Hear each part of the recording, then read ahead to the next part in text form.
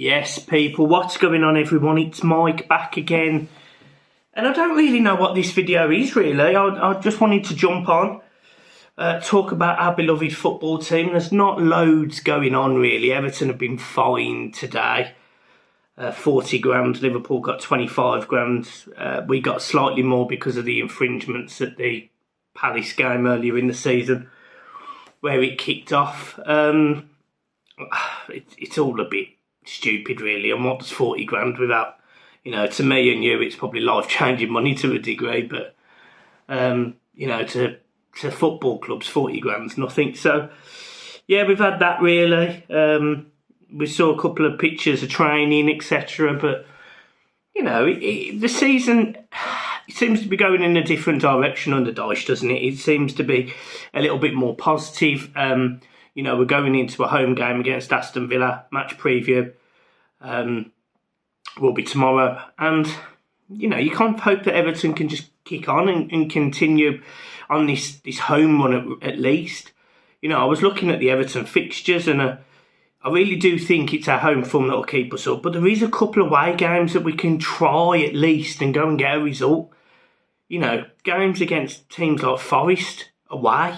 You sit there and you think, look, they're playing all right. They're quite strong away at Forest. They're quite strong. But you like to think that if you can put out really solid performance, maybe you can go and get a 0-0 draw or a 1-1 draw. And we don't need loads of points away from home. We just need enough. We need, it sounds silly, but we need probably 4 wins or 5 wins at home. And we need a few draws away. And all of a sudden, in the last few weeks, our season's changed a little bit. Now, the one thing I would say is that all the other teams have stepped up and, you've seen Southampton go to places like Chelsea and you saw them come to Everton and win. So I think in the last 6 games, I think they've took a couple of points more than they had done previous, etc. They look a little bit more organised as well under this new guy. You've got Bournemouth picking up results away at Wolves. So that brings Wolves right back into the mix. You've got West Ham who are in the bottom 3, albeit I still don't think West Ham are going to go down. But it will be interesting to see how long they persist with David Moyes, because I suspect he will be the next manager shown the boot. You've got Leeds who, they seem to be in a really difficult position, to be fair. Similar to us, really, the boards and the fans just sort of completely lost that relationship, which is always a negative. But their board seems to be really weird in rubbing it into their fans' faces. I couldn't believe some of the stuff I was hearing from Connor and some of the other guys after the game. Shocking, really. And you've got Everton, who, their board doesn't turn up at games, they're better jobs. But actually, since they haven't turned up at games, Everton have looked better.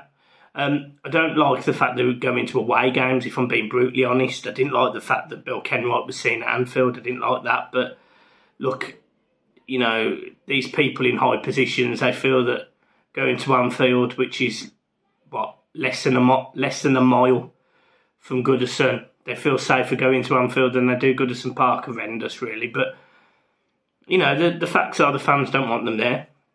Rightly so. They've destroyed our football team and they've destroyed a legacy, really. They've destroyed an opportunity, because Everton was an opportunity. Everton, make no bones about this, Everton are a big club and we've got a great history, a good tradition. And they've sort of really badly managed it. The new stadium's growing nicely, and I suppose, as much as you discredit Moshiri and his board, you do also have to credit him, because he has, for the first time in however many years we've been trying to push for a new stadium, certainly as long as I've been alive, being honest, he has made that happen, and that stadium is happening. But then there's been all these links and rumours about people coming in to invest in Everton, etc., and nobody seems to have invested or materialised. And then people are interested in buying other teams, like Tottenham, for example. I think that was MSP's £3.1 million bid, which I think has been £3.1 billion bid, which has been rejected, which I find absolutely ludicrous for a valuation for Tottenham, if I'm being brutally honest. But again, is what it is. So, yeah, I think it's interesting to see where Everton go from here. I think the weekend game against Villa is an absolute must-win still. And it wouldn't necessarily have been as much as a must-win if the teams below us hadn't picked up points. We might have got away with a draw against a difficult opponent. But with the way that we're playing at home, clean sheets, you like to think that we can go and get a positive result, 3 points.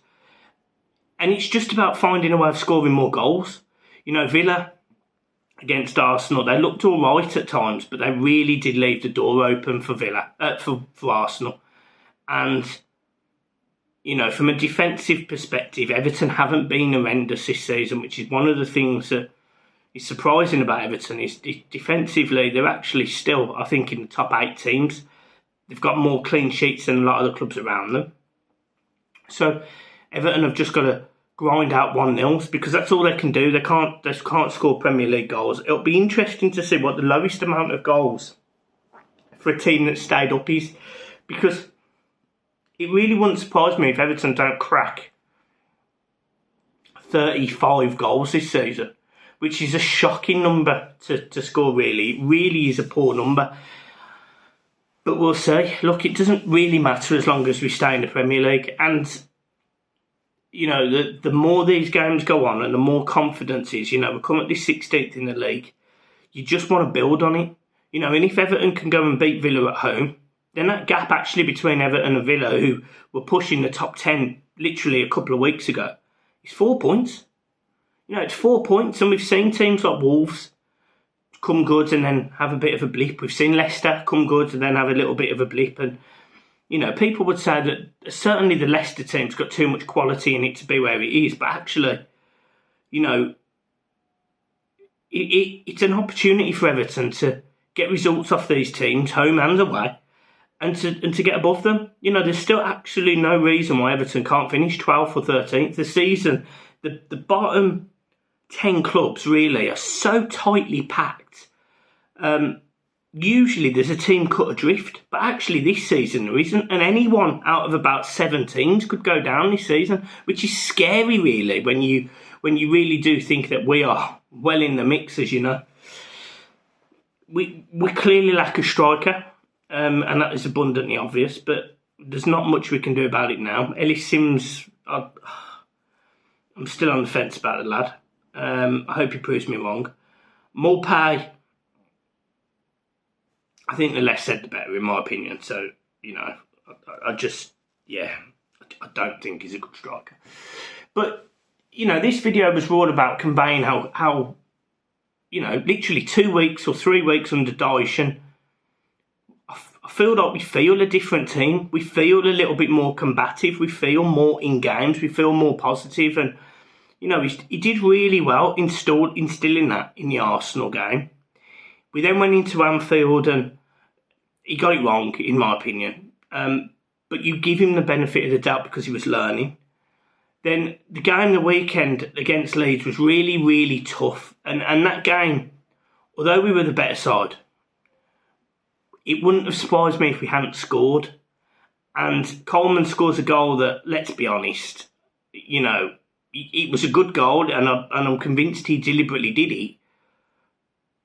But it's a goal that you very rarely see in the Premier League. A goal from that angle, it's very odd.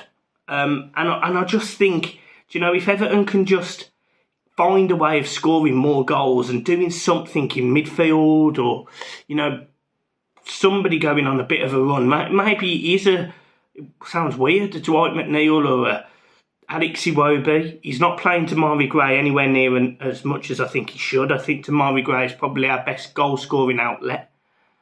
And he's not playing him. And I don't get that, really. But it's probably due to hard work, etc. But what Tamari gives you is that pace and that advantage getting in behind teams. And he hasn't really utilised that Sean Dyche yet. And, if that takes a little bit of time, that's fine. While we're picking up points, I can't criticise him, and I won't. But I do think Tamari Gray is our best goal threat. And while he's not playing, it concerns me in games, especially, for example, the weekend where we looked pretty poor in terms of just in front of goal. We were creating lots and we had opportunities, but we weren't putting the ball in the net. Morpay wasn't in the right positions. And I just think Tamari Gray might have a bit more guile, a bit more nous to get himself in those positions. But we go into this game the weekend and we've got to be positive. We've got to be on a very aggressive Villa side. They've got some good players, Jacob Ramsey, Coutinho's in there obviously, as we know, Watkins with his pace. So they've got good players. Defensively, they're all right. Goalkeeper's a World Cup winning goalkeeper. This is a very strong Aston Villa side, a team that went down 4 years ago, 5 years ago, come back up, rebuilt, and look a decent side now. And I'm sure they'll progress even further under Emery. But it's a big game. And when I talk about it in my preview tomorrow, it's going to be with confidence. It's going to be with hope of 3 points. And, if you just said that to me a couple of weeks ago, I wouldn't have believed you. If I'm being honest, I would have believed that we were fucked, to put it mildly. So, look, that's it. Just a bit of an update. Not loads going on. We will see. We will see. We'll be positive and hopefully, touch wood, the teams around us this weekend bottle it a little bit and Everton can take advantage, because it would be nice to start putting away, wouldn't it? Guys, I'm leaving it there. Keep smiling.